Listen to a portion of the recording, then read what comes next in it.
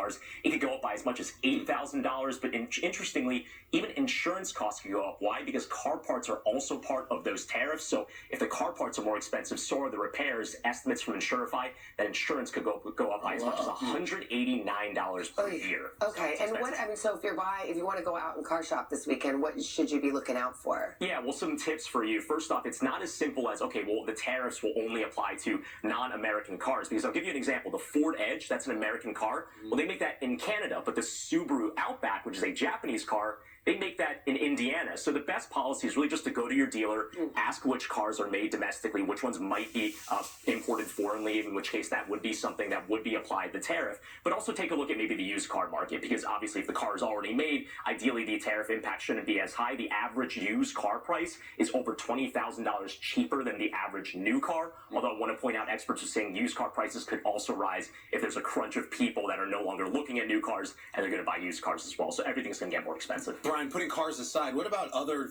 things that consumers may want to buy in advance, especially with the tariffs going to be coming next week? Maybe you want to update your smartphone, you want to remodel at home. Should they be doing those things now? Yeah, well, I mean, the Chinese tariffs have been in effect. It's 20% right now, and the Trump administration had promised ratcheting that up to as high as 60% on the campaign trail. So you have the Consumer Tech Association that's projecting that the cost of a smartphone, laptops, game consoles could go up by hundreds of dollars in some cases. Over $350 for a laptop, $200 for a smartphone.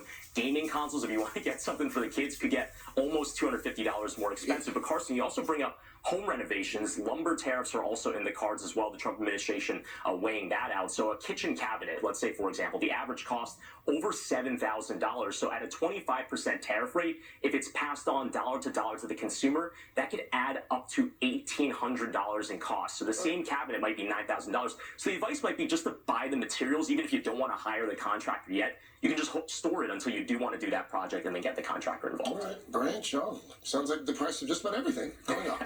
All right, Brian, thank you. Shopping to do. Let us get another check of the weather.